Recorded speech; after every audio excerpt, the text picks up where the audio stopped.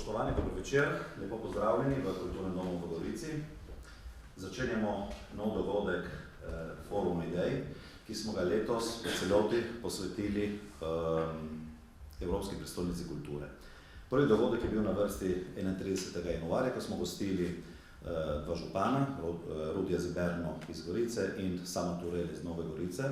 In odločili smo, da bomo potem nadaljevali se pogovarjati o Evropski prestolnici kulture z drugimi subjekti, ki so aktivni na različnih področjih v čezmejnem okolju.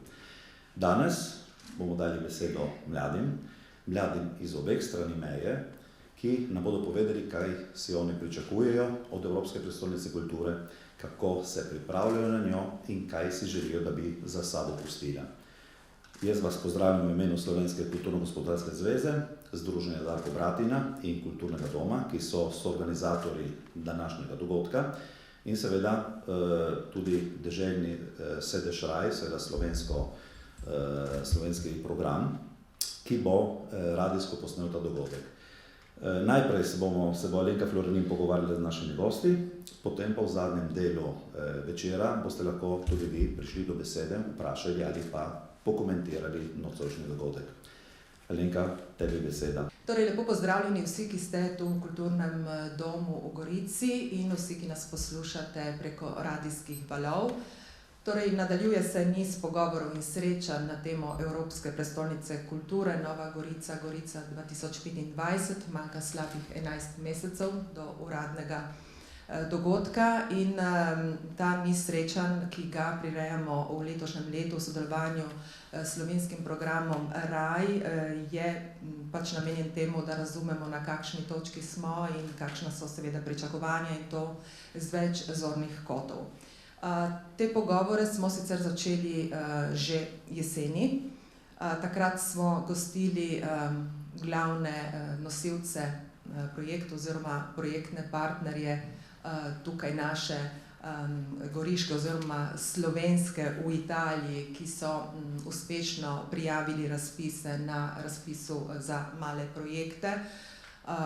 To povem zato, ker so iz tega nastale oddaje, ki so vedno dosegljive na spletni platformi RAI Play Sound, tako da, če želite poglobiti oziroma ponovno prisluhniti tem oddajam, jih lahko še vedno seveda dosežete oziroma jih lahko poslušate.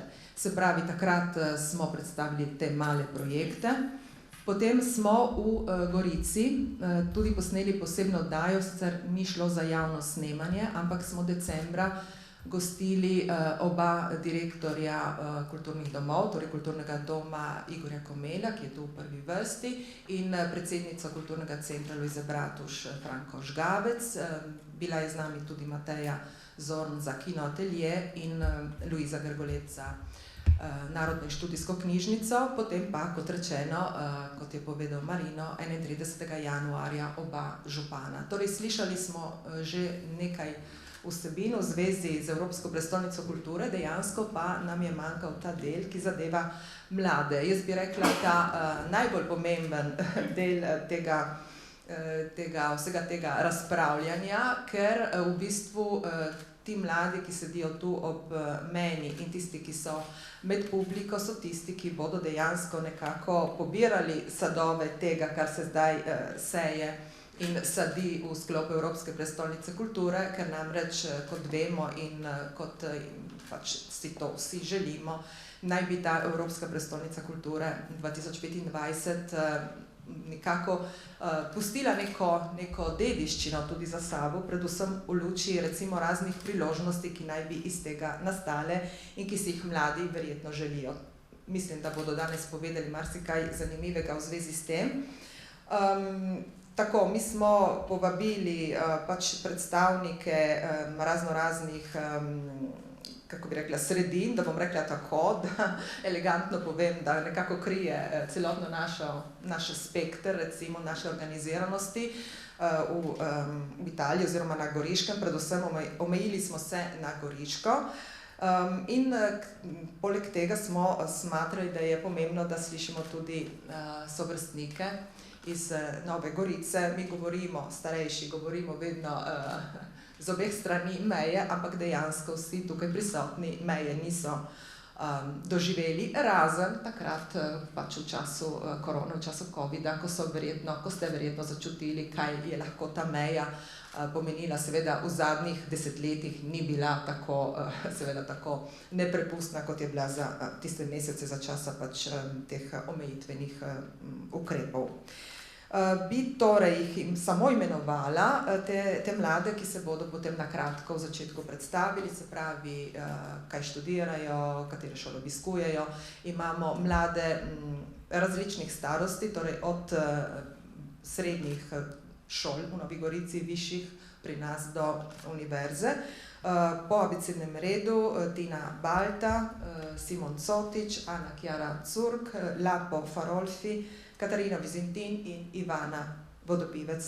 Hvala lepa, da ste sprejeli to povabilo. Torej bi začeli prav po abecednem redu tudi s predstavitvijo, zelo na kratko, toliko, da vas uokvirimo nekako in da potem lahko tudi lažje postavimo vprašanja s tem v zvezi. Tina. Sem Tina, stara sem 21 let, končujem študij ekonomije na Univerzi v Padovi in povedala še, da sem odbornica kulturnega društva Sovodnje. Rada poješ in igraš? Rada pojem v različnih zborih in za kulturno udejstvujem, ja. Simon? Dober večer sem, ime je Simon Cotič, star sem 24 let in sem pred kratkim magistriral na farmacevtskih in medicinskih biotehnologijah v Trstu.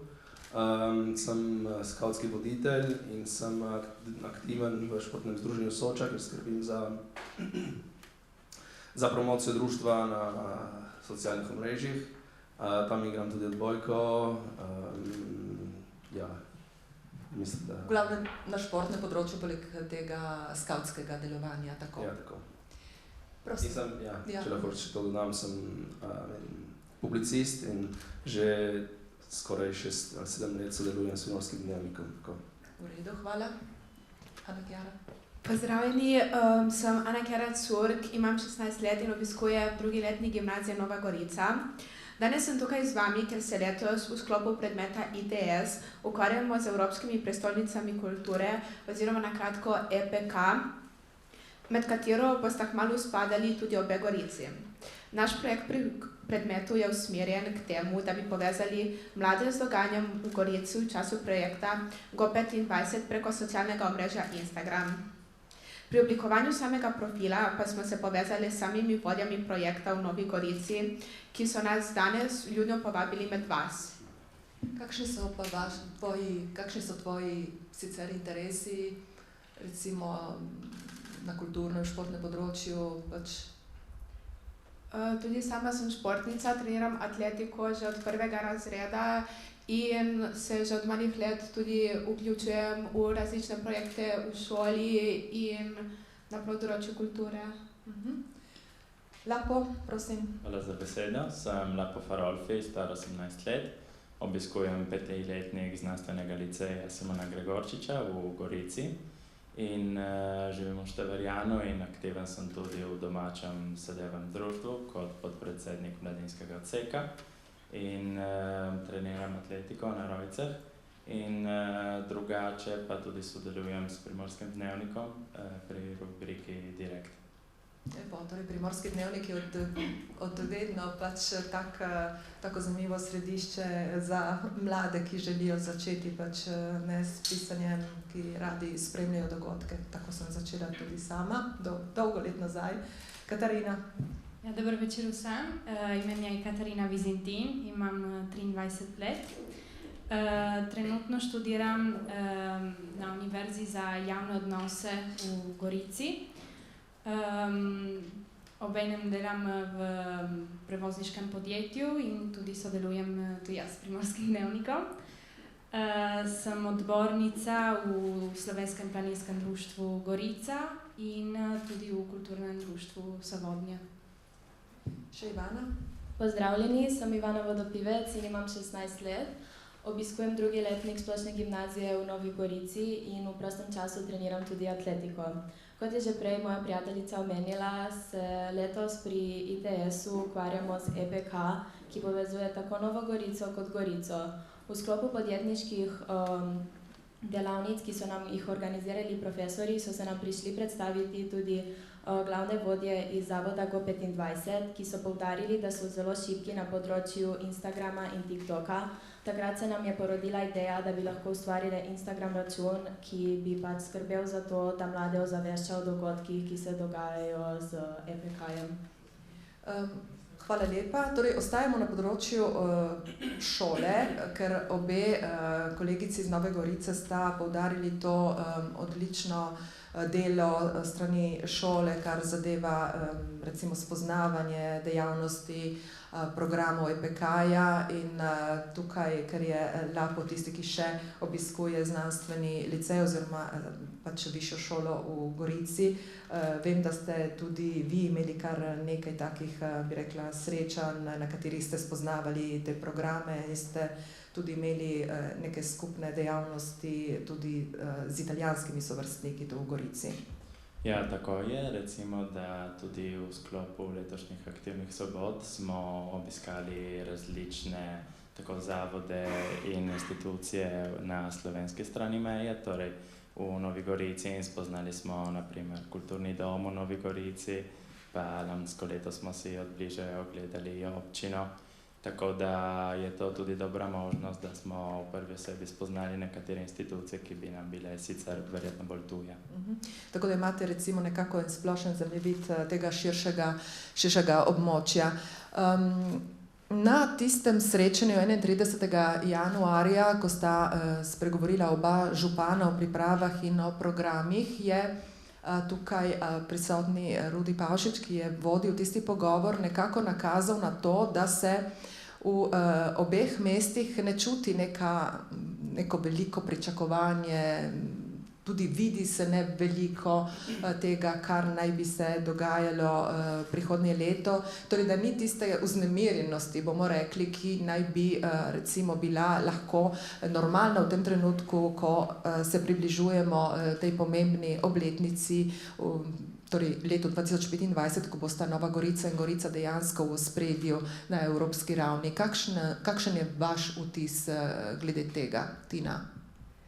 Bi pričakovala kaj več, pogrešaš nekatere že recimo vsaj promocijske trenutke ali pa že mogoče kakšne dogodke? Torej, strinjam se, da lahko ne vidimo še ničesar.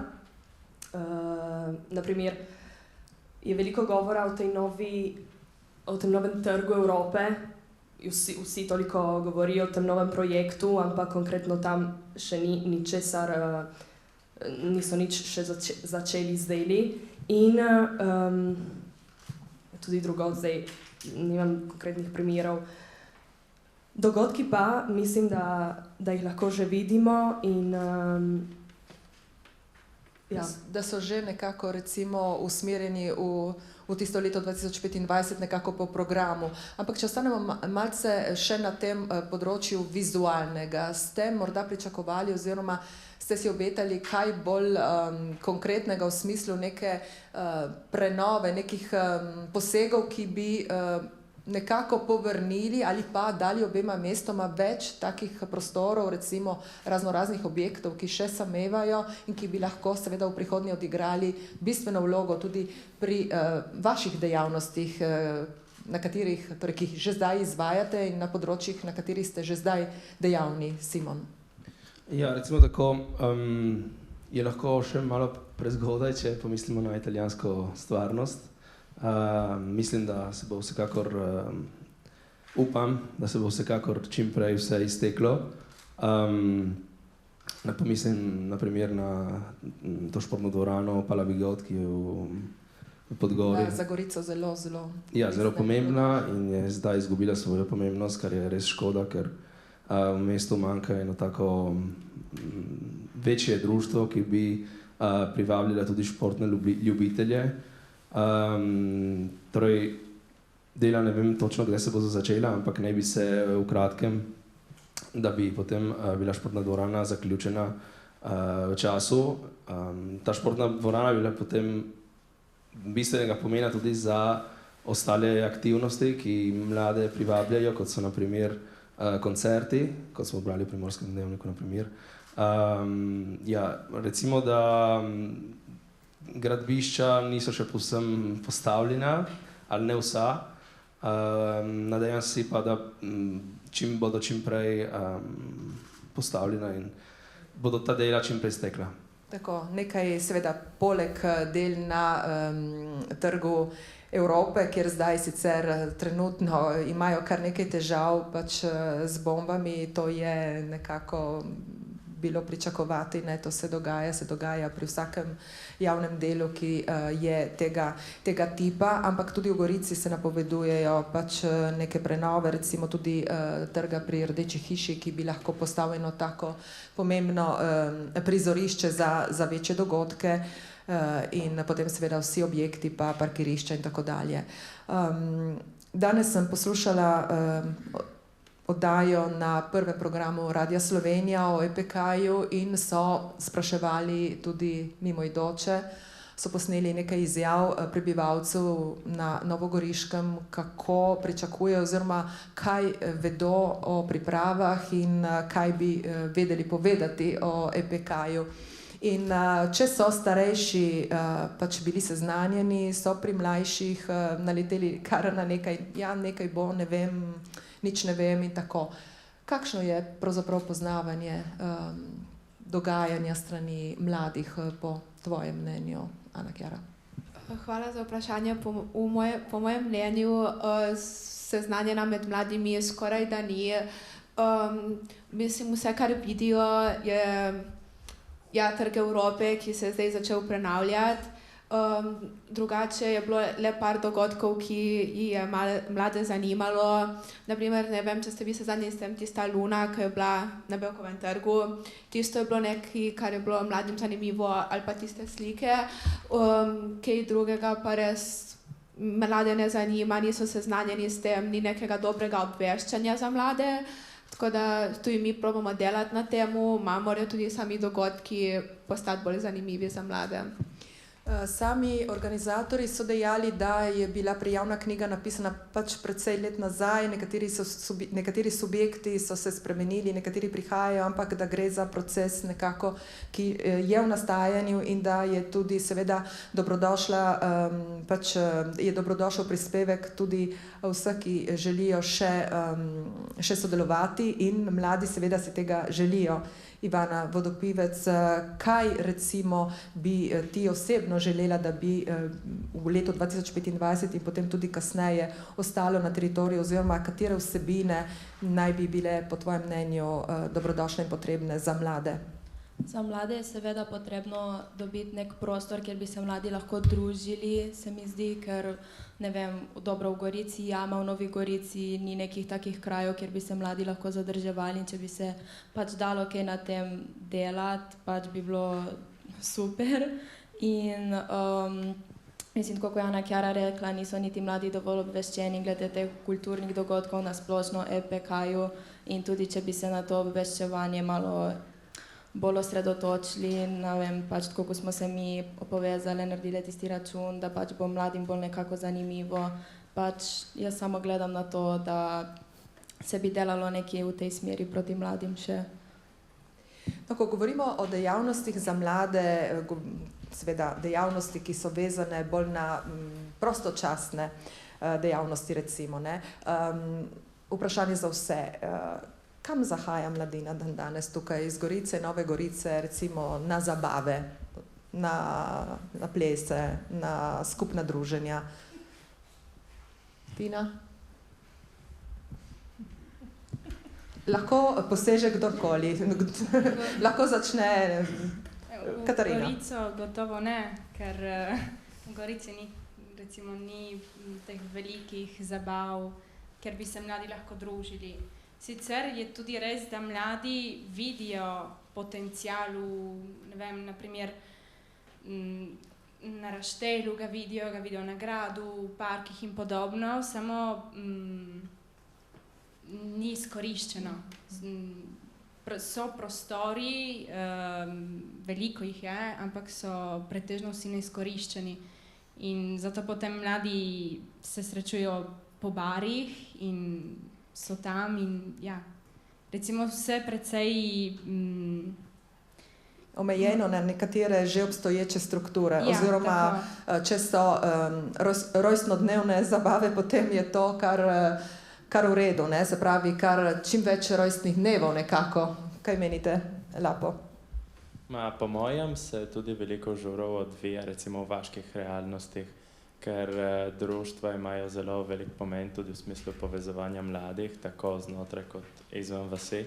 Tako da sem opažen, da naprimer je kar nekaj zabav, ne vem, tako na slovenski kot na italijanski strani, ne vem, v Vipožah ali v Cerovem, ali pa Zapusta, v Sovodnjah ali v Dobrdobu, tako nekako. Tako da ob nekaterih priložnostih je teh praznikov kar veliko, ne? Tako opustov jih je kar dovolj, se mi zdi, ne vsak dan nekako, tako da je ta čas kar naporen. Sicer se potem, verjamem, ta druženja odvijajo tudi po raznih kulturnih prireditvah, po kakih pač koncertih, tekmah, ne? Simon?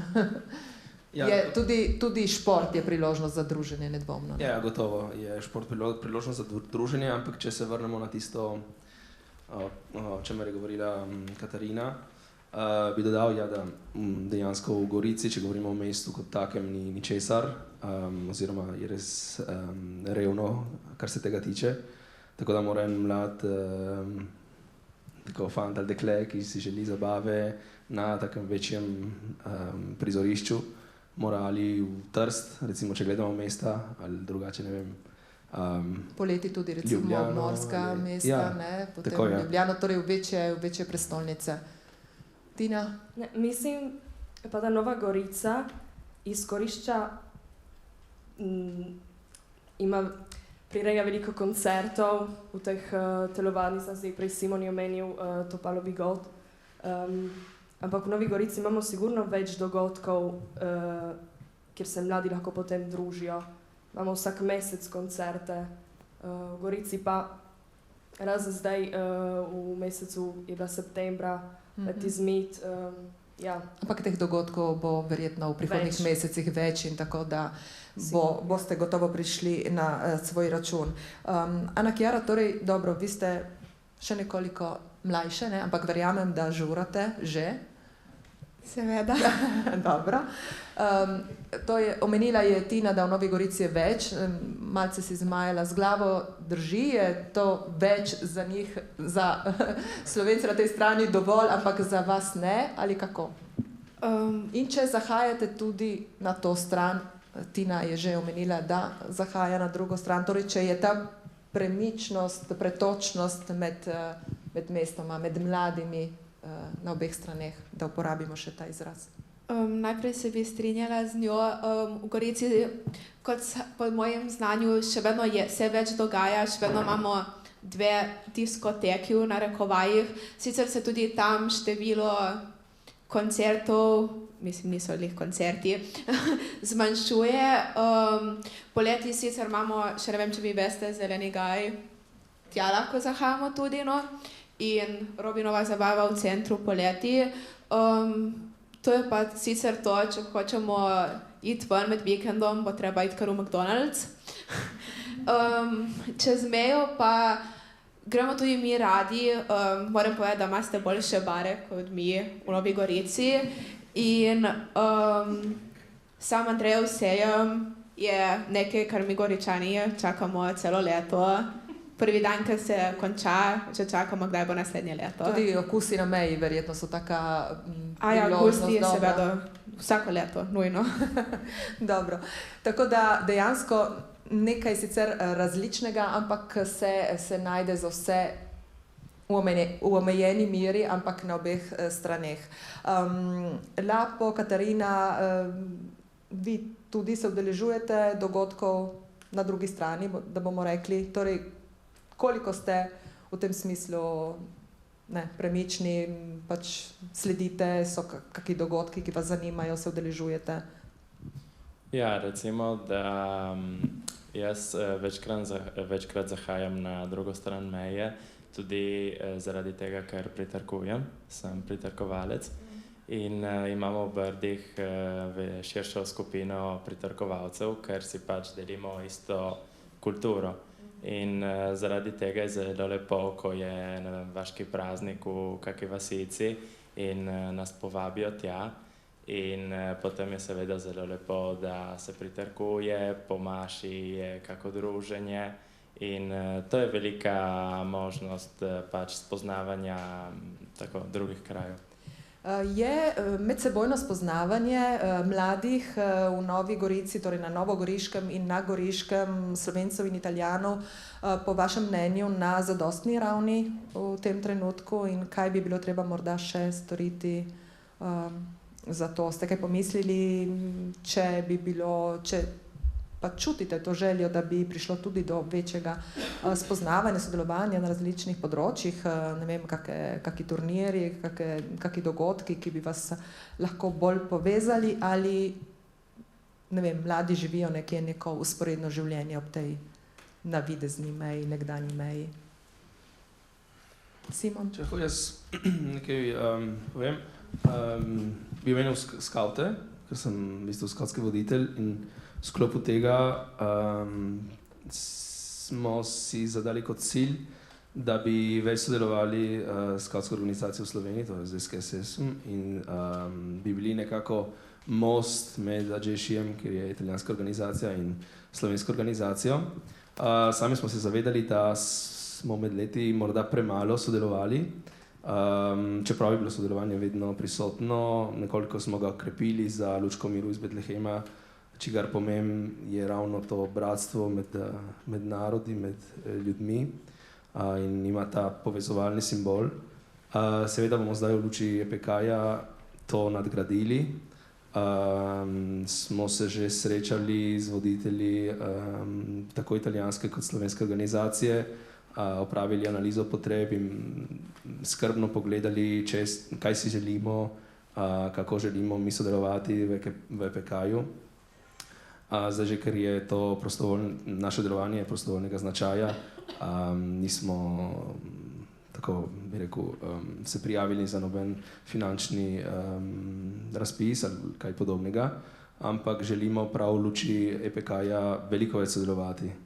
Torej nekako bolj strukturirano, torej z nekimi pobudami, malo bolj konkretnimi. Ja. Tako da verjetno tudi na drugih področjih, poleg preprostega udeleževanja na dogodkih bi radi tudi nekje bolj konkretno sodelovali, če bi bile recimo možnosti tudi nekega prostovoljnega dela, ko bodo te večje prireditve.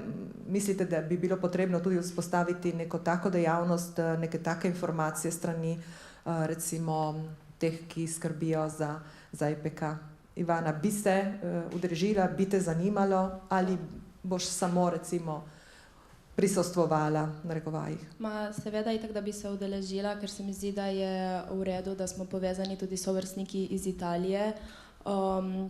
Naprimer, italijanski atleti trenirajo tudi na naši strani, na našem stadionu, ampak tudi med nami ni nekega velikega kontakta, razen kakšnega vprašanja glede tega, katero progo uporabljaš, oprosti skozi, ni. Ker mislim, da tudi jezik nekako predstavlja neko mejo, ker mi ne znamo dobro italijansko, oni ne znajo dobro slovensko, znajo, ni spet tako. In tudi zdaj, da bi posegali po angleščini, pa se po mojem iz nobene strani ne zdi prav.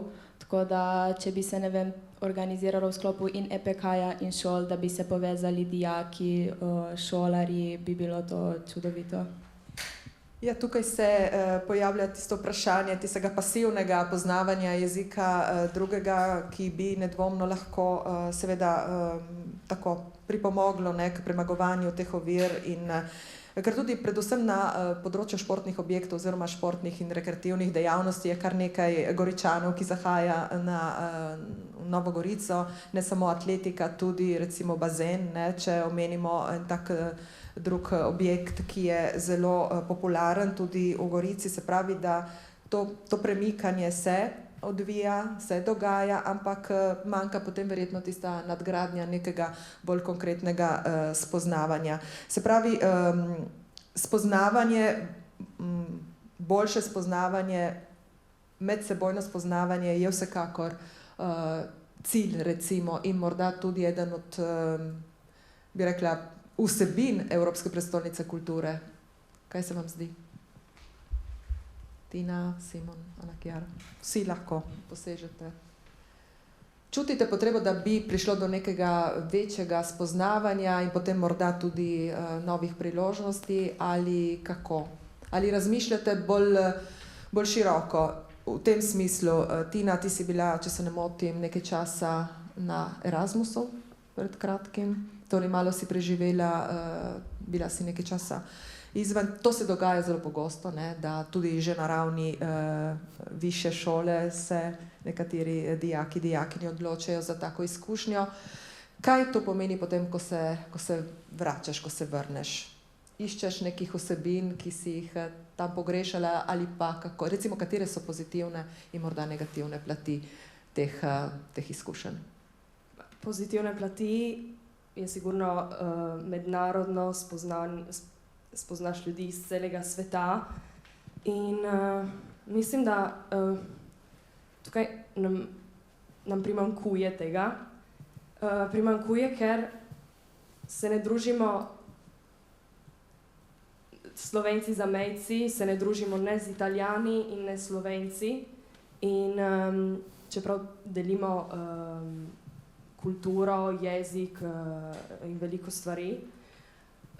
Samo zdaj problem, kako združiti vse te mlade, ki imajo že njihove navade, njihove kraje. Ne vidim enega... Kako najti nek skupen jezik nekako. Govorimo tudi morda o dveh različnih življenjskih ritmih. Ja.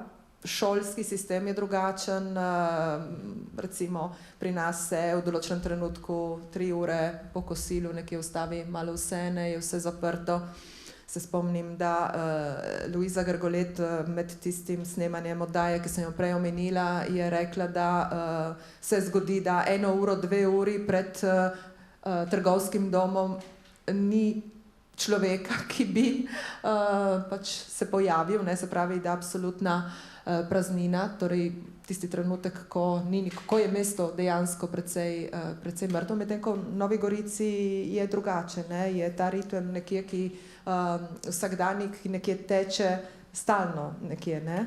Ivana, imate v bistvu čez cel dan karkoli ali recimo tisto, kar potrebujete od trgovin do vsega, je vse odprto? Ja, je vse odprto cel čas, mislim, da... In tudi ljudje se sprehajajo ja, veliko, ljudje se sprehajajo. Belkov trg je kar... polhan in med malco, ko imamo, pač gimnazija ima različen čas malce kot šolski center, tako da je ob vsakih urah, mislim, da center poln. Prav tako pač tudi poti okoli, ker se grejo sprehajati, tudi Panov, vse je polno, pač se sprehajajo ljudje, grejo ven po službah, ko končajo šolo, tudi po treningih, glasbene šole.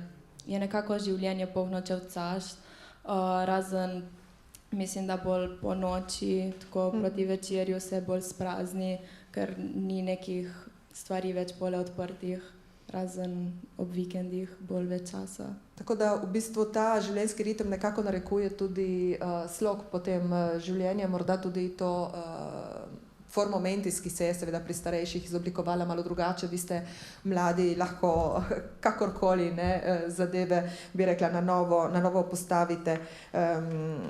In v tem širšem prostoru bi seveda potrebovali neke nove perspektive, si predstavljam. Vi verjetno pogrešate neke tudi priložnosti. Kako razmišljate tudi o svojem, tisti, ki ste malce starejši, o svoji prihodnosti?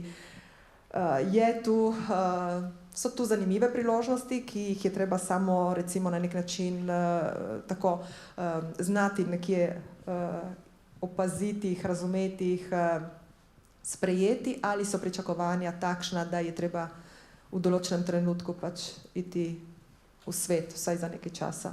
Katarina?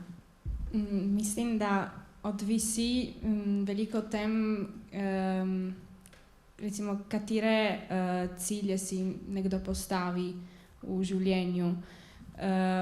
Nekdo, ki recimo cilja na zelo visoke, ne vem, poslovne nivoje in podobno, mislim, da bo prej šel iskat nekam drugam to pot.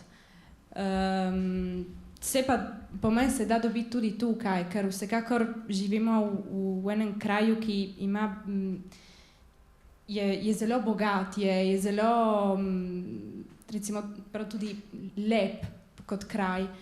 In mislim, da je veliko priložnosti, ki pa bi jih bilo treba izkoristiti.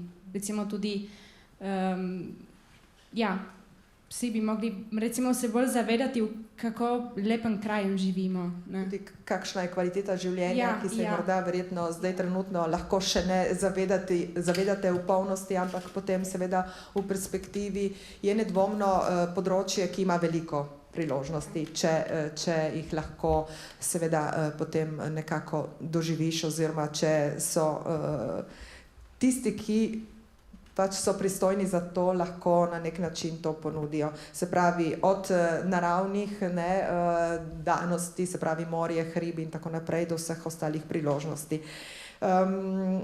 Če se za trenutek, to je vprašanje seveda bolj za naše na tej strani, torej to območje širše smo rekli, da lahko ima seveda veliko priložnosti, kako pa znotraj recimo naše narodne skupnosti v Italiji, znotraj naše organiziranosti, kje vidite pa tu recimo neke priložnosti, ki so lahko tudi v povezavi z Evropsko prestolnico kulture, lahko pa tudi izven tega?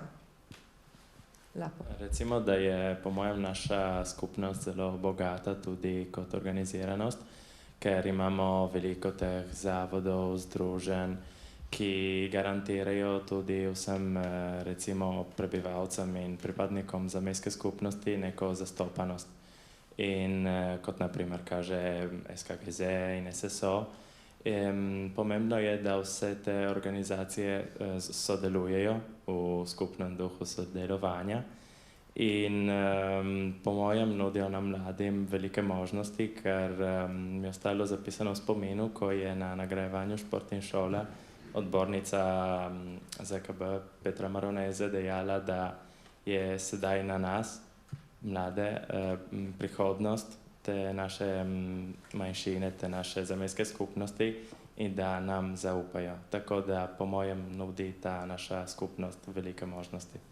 Tako da se nekako vidite v sklopu te naše organiziranosti tudi v prihodnje, oziroma menite, da bi morali mladi pridobiti tudi več odgovornih in več vsebinskih recimo zadolžitev, ali kakšen je lahko doprinos mladih po vašem mnenju tudi za razvoj naše skupnosti, ki je vsekakor ključen element, tudi vedno ostajamo seveda pri razvoju širšega območja.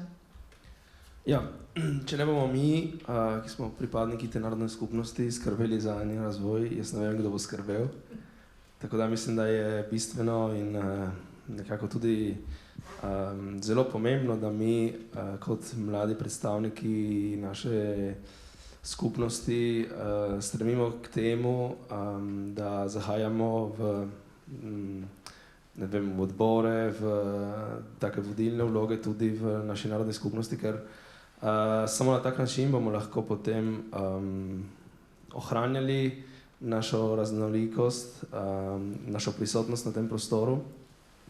In sem mnenja, kot je povedal Lapo, da bi bilo potrebno še naprej tako sodelovati, bodisi na področju krovnih organizacij, kot tudi na drugih nižjih nivojih, ker samo s sodelovanjem lahko uspemo in lahko na en dober način in enotno predstavimo našo bogato in čeprav raznoliko narodno skupnost.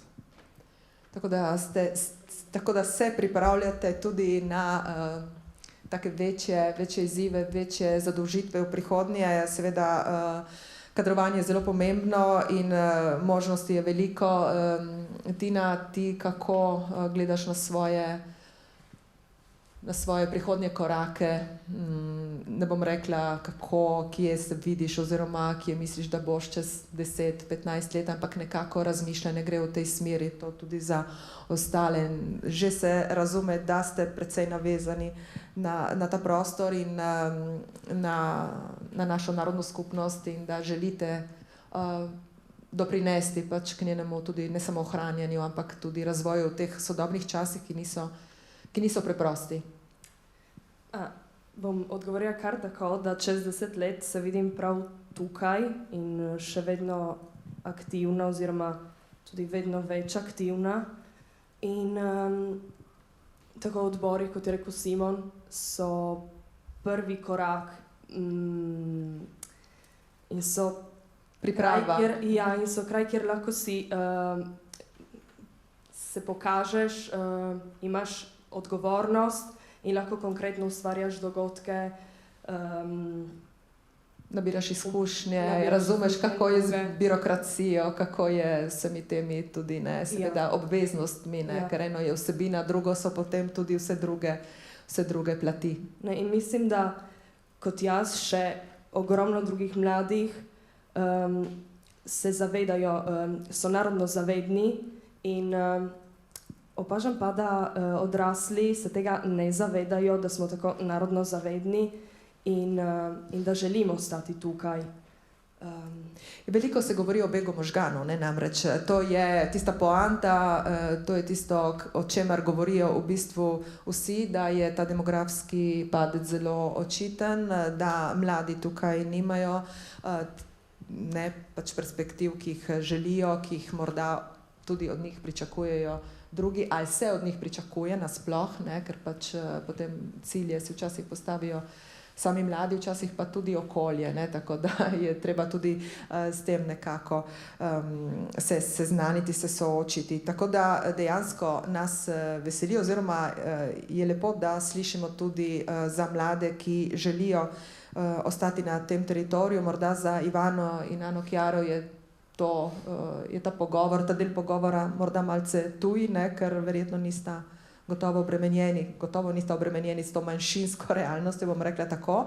Ampak poznate kaj tega, ste se kdaj tudi že srečali, soočili tudi s tem vprašanjem Slovencev, mladih Slovencev v Italiji, ki imajo poleg recimo individualnih ciljev tudi to skrb za skupnost?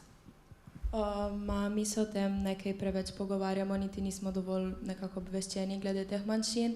Imamo pa seveda tudi na naši šoli kar nekaj zamejcev in Italijanov. Naprimer naš sošolc Nikola je Italijan, živi v Italiji, tukaj v Gorici, ampak obiskuje gimnazijo v Novi Gorici in prav tako osnovno šolo je obiskoval pa v Mirnu. Tudi moja, trenerka je bila pač poročena z Italijanom in njeni otroci hodijo v te zamejske šole, tako da oni se čutijo pač pripadniki tako italijanskega naroda kot slovenskega in jim ne povzroča nekih problemov navezati stike tako z njihovimi sovrstniki v Italiji, tako kot z njihovimi sovrstniki v Sloveniji. Je pa res, da jaz in Ana Chiara mogoče tega ne občutimo tako kot tukaj vsi ostali. Tako, in če ostanemo še za trenutek še pri tem našem vprašanju, malce smo rekli, da bomo kaj povedali tudi o zgodovini, čeprav se bomo potem spet povrnili na sedanjost in prihodnost, koliko nas tudi ta zgodovina na tem obmejnem območju nekako še vedno lahko pogojuje, predvsem starejše generacije se s tem kar precej ukvarjamo, koliko je pa to prisotno recimo pri vas mladih in morda mislite, da lahko ta preteklost še pogojuje. Vidimo, da občasno pride do takih trenutkov in do takih pač besed, ki spet zgleda, da nas povlečejo nazaj, kljub temu, da res S tem EPK-jem želimo nekako tudi premostiti vsaj tiste najbolj problematične, ne, tematike, čeprav se moramo zavedati, da zgodovina je zgodovina in kot taka mora biti spoštovana in upoštevana, kot se je zgodila, ker je zgodovina. Prosto, Katarina. Jaz mislim, da mlajše generacije smo premostili že precej stvari, ki jih mogoče starejše niso še. Mogoče tudi, ker veliko stvari jih nismo doživeli in podobno. In tako, kar vidim jaz, smo vsi precej projicirani mladi v prihodnost. Je prav, da je prav, ker vsekakor je zgodovina, je prav se spomniti. In ko se zgodijo vse te, recimo, tudi polemike ali razprave okrog raznih pač dnevov, ne, takih in drugačnih, kakšen je vaš vtis, vaš občutek v tistem trenutku? Kaj razmišljate? Seveda ni prijeten, ker je pač, ne vem, vsi, ne vem, vsi želijo imeti prav. Ja, vsi želijo imeti prav, vsak vleče vrv na svojo stran in tako da potem se večkrat ne pride do enega zaključka in potem vsako leto vedno slabše in je, tako. To je nekako v breme tudi za to sedanjost in prihodnost, ki si jo želite nekako. Je lahko še vedno obremenjujoča. Recimo, da je na nas, da to ni več breme, da ne bo več breme, ker prav je, da ima vsak svoj pogled na zgodovino in na zgodovinske dogodke, ki so najbolj se zapisali v kri posamezne skupnosti. To pa ne sme biti razlog sporov več, to ne sme več biti razlog ločitev, ampak samo sad pogovorov in recimo konstruktivnega pogovora v luči v prihodnost. Še Simon in Tina, potem pa se povrnemo k Evropski prestolnici kulture. Ja, kar se tiče tega, bi samo dodal, da je tisto, kar me najbolj moti, dejstvo, da se ponekod ponareja zgodovino in to me precej moti in boli. To na raznih področjih. In jaz sem mnenja, da bi bilo potrebno začeti tudi sami pri sebi, nekako bolj kot člani narodne skupnosti, nekako več poznavati, več začenjati prebirati in se učiti te zgodovine, začenši s poročilom mešane komisije o sporih na tem prostoru. Tako, recimo, da je zelo zahtevno debatirati z nekom, ki nekaj trdi, čeprav nima recimo jasnih podatkov in je tudi frustrantno, ker potem mnenje zgodovinarja velja enako kot mnenje nekoga, ki praktično nima pojma in to je še predvsem v današnjih dneh s tem s digitalno obliko informacije zelo razširjeno. Še Tina? Jaz mislim, da zgodovina še vedno ločuje ljudi, bodisi Italijane in Slovence, kot tudi Slovence in Slovence. In zdaj mladi mislim, da smo malo še naprej, ampak koga še vedno muči ta zadeva. In ena stvar, ki po mojem mnenju je zgrešena, je, da mogoče kažemo samo nekdo pokaže samo na prvi polčas zgodovine. Oziroma na drugi. In bi bilo treba pogledati celo tekmo in... Jasno. Dobro. V redu, se pravi, če malce povzamemo ob koncu tega prvega dela, kar nekaj zanimivih misli v zvezi pač z navezanostjo, in, ki jo izkazujete pač do tega prostora, in tudi željo, da bi res v času Evropske prestolnice kulture dosegli svoje, v smislu, da bi lahko bilo in več takih vsebin za mlade, in verjamem, da tako bo. Seveda pa ste vsi prav gotovo dobrodošli pri snovanju takih in drugih vsebin, tako na tej kot na drugi strani meje. Še je čas, kar zadeva pač posege oziroma vizualno podobo obeh mest, pa bo treba še malce počakati in počakati, da se zaključijo nekatera dela oziroma da se začnejo še tista, ki se še niso. Tako, jaz vidim še nekatere mlade, morda bi kdo še pristopil oziroma povedal svoje mnenje v zvezi s pričakovanji in s pripravami na Evropsko prestolnico kulture, seveda pa lahko še kdo izmed manj mladih pove svoje.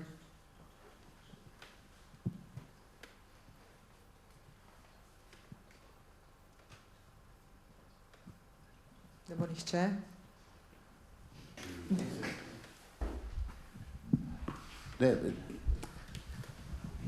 Najprej neka ugotovitev pozitivnosti. Mislim, jaz sem to vas poslušal in moram priznati, da sem zelo pozitivno, bi rekel, ocenjujem te vaše misli in tudi nekateri vaši predlogi, bom rekel tako med navednicami, so dosti bolj napredni od naših, ki še vedno smo izraz neke starih delitev tudi znotraj naše manjšine, in ne razumemo, da smo leta 2024. Pozitivnost je tudi nek drug podatek, ki sem ga danes slučajno dobil. Sem pripravil intervju z ravnateljem Slovenskega raziskovalnega inštituta in mi je po daljšem času, ko sem ga vprašal, ampak koliko nas je Slovencev v Italiji, mi je dal podatek, ki me je pozitivno presenetil. On je rekel, pač tistih 2-3 koncentričnih krogih Slovencev nas je nad 60,000, 20,000 pa predstavlja tisto trdo jedro nas. Veste, s takimi podatki smo lahko kljub vsemu optimisti. Imam vprašanje, nekoliko lahko tudi banalno, pa tudi ne. Če bi morali oceniti vaš odnos do EPK-ja od 1 do 10, za koliko bi ga ocenili, od 1 do 10, ena je seveda najnižja, 10 je najvišja vaša, ali pričakovanja, tako kot ste, in drugo, potem dajte si razdeliti odgovore. V nedeljo je goriški nadškof poudarjeno misel, s katero se veliko časa že strinjam, ko je rekel, da je treba in da bi bilo treba, da v šolah na obeh straneh meje bi se poleg angleščine poučevalo tako italijanščino kot slovenščino. To bi potem premagalo marsikatere ovire, psihične in drugačne ovire, kot ti poznaš jezik soseda, ti je laže. To mislim, da velja predvsem za italijanski del, ampak kot sem razumel, tudi obe, ki obiskujeta gimnazijo, italijanščino malo obvlada v šolah, v primerjavi s tem, kar je bilo pred 30-40 leti. Torej, glede EPK-ja, torej ocena? Kako vsak izmed teh ocenjuje? Ocenjuje to, da bo? Kako sam doživlja EPK?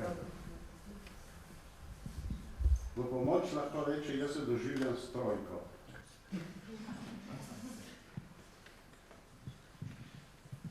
Jaz kot recimo mlajši član sem bolj idealist oziroma optimist in bi lahko prišel na pozitivno, ker je že to, da je EPK zame izredna novica.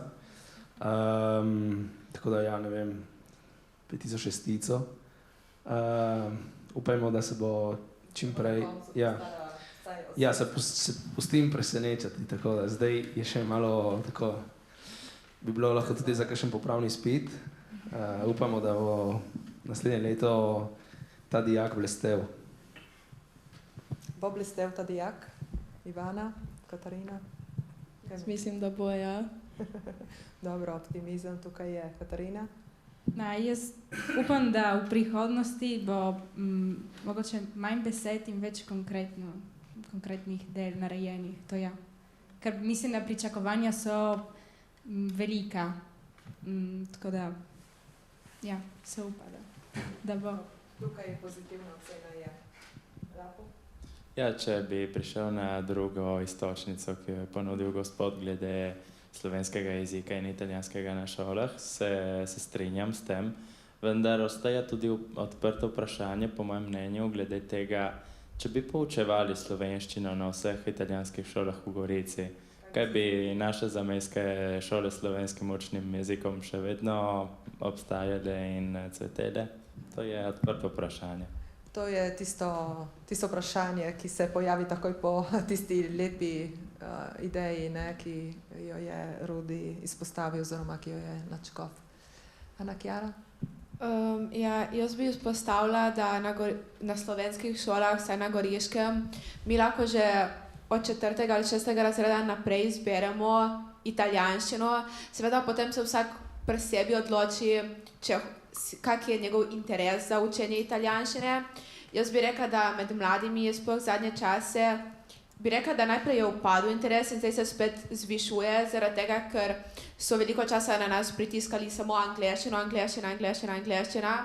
In starejši kot smo spoznavamo, da sploh če se hočemo prijateljevati z našimi sosedi, bo treba znati tudi italijansko, zaradi tega, ker samo da če pomislim, da živim 100 metrov proč od njih in da bi mogla z njimi govoriti v angleščini, je malo tako, ne bi ravno. In v mojem primeru sigurno sem se italijanščino začela učiti prepozno in imam tistega nagona, ki mogoče so ga imeli naši starši, ki mi še vedno doma pripoveduje, da oni so gledali italijanske risanke in samo znali italijanščino in je nekaj samoumevnega in se ne rabijo matrati ko mi, da klele pravim en stavek skupaj, na žalost. Mislim, da bi bilo poučevanje slovenščine v Italiji oziroma italijanščine v Sloveniji 2 uri tedensko, ko bi lahko izvedli, bi bila ena utopija, ker se tudi bojim, kateri bi bil potem odziv staršev na italijanskih šolah. Mislim, da so celo poskusili uvesti enkrat in je bil odziv staršev... Če govorimo o obveznem, zbirni, recimo, če bi bil... Jaz bi si kot prvo zastavila cilj brezplačnih tečajev. Vsekakor krovni organizaciji imata ravno kot projekt, Marino, kako je že ta poljub? Dvojezični poljub, tako da gre v to smer, se pravi nekega spoznavanja jezika soseda, tako da gre v to smer tega aktivnega usvajanja jezika drugega na tisti ravni, da lahko potem se nekako začneš sporazumevati in se potem lahko tudi to nadgrajuje. Ne vem, če ste odgovorili vsi, če bi še kaj dodali? No, v bistvu zdaj sem samo hotela še dodati, da v bistvu mi na gimnaziji in kot druge srednje šole v Novi Gorici, mi imamo obvezno italijanščino, zdaj ni več, hočeš, nočeš. V bistvu na gimnaziji imamo več jezikov sicer za si izbrati, lahko imamo zdaj od drugega leta naprej 2 jezika za si izbrati in sta obvezna. Druge šole, naprimer športni oddelek pri nas, gledališčniki in likovniki imajo obvezno italijanščino in druge šole, kot so ekonomska, imajo italijanščino in drugi tudi. V bistvu izbirno, kot drugi tuji jezik, obvezno morajo imeti še en dodaten jezik. Se pravi, potujeta skupaj angleščina in italijanščina od prvega letnika dalje. Zdaj to pri vas je Je malo težko tudi tako primerjati oba sistema, ker se nekako ne... Ampak v bistvu je tako, da se tudi glavnina vedno več odloča otrok, da izbira italijanščino kot drugi tuj jezik, ki je obvezan. Pri nas je angleščina zdaj bo od 1. razreda dalje osnovnih šol, se pravi prav temečkani, do 4. letnika z maturo. Pri nas je to obvezni maturitetni predmet, lahko pa namesto angleščine izbiraš tudi italijanščino. Tako da lahko pišeš matematiko, slovenščino, italijanščino in še 2 izbirna predmeta. Ne? Je tudi ta možnost. Tako da v bistvu so bili opravljeni koraki tudi. To je že dolgo. V redu. Če lahko še dodam nekaj v tej smeri. To se tudi pozna, recimo je nek odraz tudi spoštovanja slovenskega naroda in Slovencev do sobivanja z ostalimi narodi, tako kot nas uči Prešeren, recimo, ki primanjkuje na italijanski strani. Zdaj mene malo boli srce, ko opazujem, kako, zdaj najbolj banalno od vseh banalnosti, ker lahko povem, bom povedal, ko grem na črpalko, na medicinsko črpalko in je ta za kaso, ki vedno pozdravlja, recimo razume, če ti pozdraviš po slovensko, jasno govori po slovensko, ampak v večini primerov so to Italijani in vedno pozdravlja ali nagovarja po italijansko. To je iz razloga, ker Italijan se ne nauči niti tistih, razen izjem, obstajajo izjeme, ki se jasno naučijo v celoti slovenščino, ampak v večini primerov ni niti tega pozdrava v slovenščini, dober dan. Niti pozdrava, niti osnovnih stvari. Zdaj ne govorimo o tem, da bi zdaj debatirali v slovenskem jeziku ali v tem primeru, ampak je tudi nek odraz, po mojem mnenju, spoštovanja. Če ti greš v eno drugo državo, še posebno, če živiš 50 metrov od nje in če sploh se ne potrudiš, da bi minimalno spregovoril v tujem jeziku, je to po mojem res v jeziku soseda, ne? Jeziku soseda, je to zares nespoštljivo in upam, da bo z Evropsko prestolnico kulture tudi formamentis italijanskih Goričanov se spremenil, da bo recimo tudi poleg vsega in kulturnih teh stopinj tudi nekako spoštovanje in sprava tudi na tak način. Še kdo? Ne. Hvala za istočnico. Bi zaključila ravno s tem, kar si zdaj nakazal, Simon. Tako da želja je, da bi v bistvu ta Evropska prestolnica kulture poleg teh pobud, ki so in v prijavni knjigi in ki se še snujejo oziroma ki jih še zdaj prijavljajo in jih bodo izvajali, da bi prišlo do tega, da bi se nekako še dodatno normalizirali odnosi, če naj povem tako, oziroma da bi prišlo do tistega pravega medsosedskega odnosa in tudi spoštovanja v tem smislu, da vsaj recimo v obeh jezikih vsi lahko pozdravimo drugega nekako. Tako. V redu. Hvala lepa, hvala vsem sodelujočim pri tej okrogli mizi. To so bili Tina Balta, Simon Cotič, Ana Chiara Curk, Lapo Farolfi, Katarina Vizintin in Ivana Vodopivec.